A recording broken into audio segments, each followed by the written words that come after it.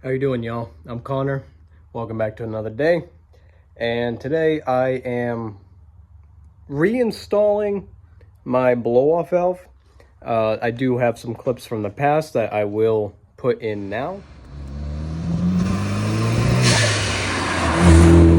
And then I also have some clips of what it sounds like currently with the stock blow-off valve and just an intake.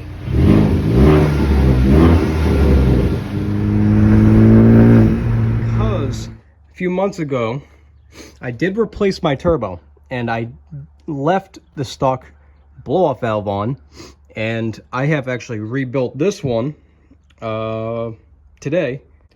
And how I rebuilt it was I took it apart, I cleaned the insides, I greased the barrel, I cleaned off the spring, greased the spring, and then replaced a few of the gaskets. Like one of them here can be replaced. This one I currently cannot replace, so that has just been greased for now. And then there's an inner one right on inside the threads at the bottom of this cap. I'm trying to show you but I only got one hand. But that O-ring has been replaced as well. Now, this is not the turbo this is going onto. I am actually putting it onto the car, but I just wanted to show you how they do go in. They do go in just like that, and that should be all you need when you are under the car. Now, you might be wondering, how do you access the blow-off valve? You gotta jack it up and take the wheel off, which is just fine. It's kind of like directly here. So let's get that done.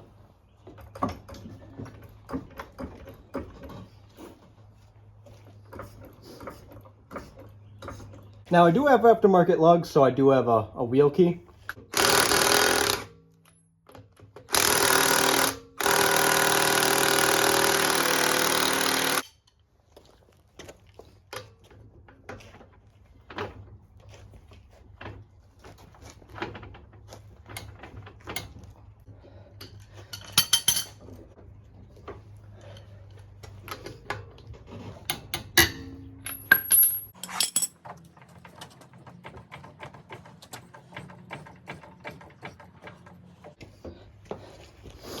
That lug was frozen on there. Right there is the stock blow-off valve with those 3 bolts. I do have an extension swivel, and I'm pretty sure it is a T30 screw. If I am wrong, I will correct myself. And we will try to access it from here.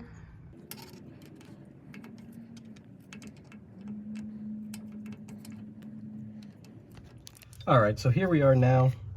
We are installing, I'm gonna use the phone because it's real hard to find it. We are finally installing the blow-off valve. All right, so it's fully installed. I just have to put the one of the vacuum lines back on, and then the blow-off valve line back on, and then I'll show you what's wrong with the blow-off valve I just took off. All right. So this is the factory blow-off valve, and I am so confused as of why it fell apart. Now, I do understand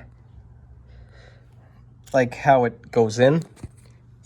This bracket right here goes over it, holds it in place, kind of like a glue. You put it all the way down, and then you push it in like the spring, and then obviously you put all the Torx bits in.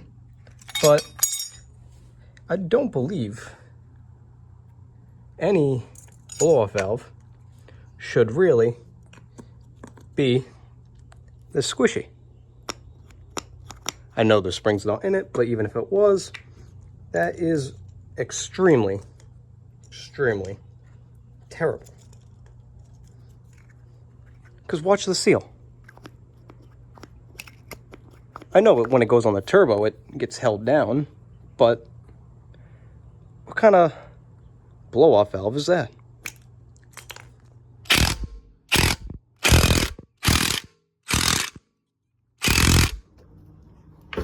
And first start up with the new blow-off valve.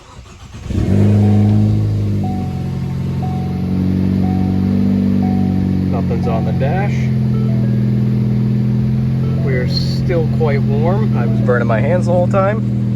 And nice.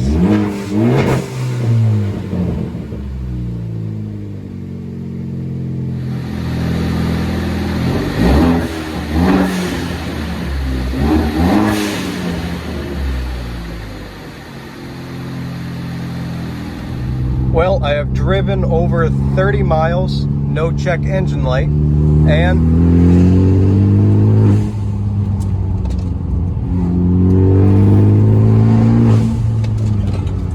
we're doing just fine.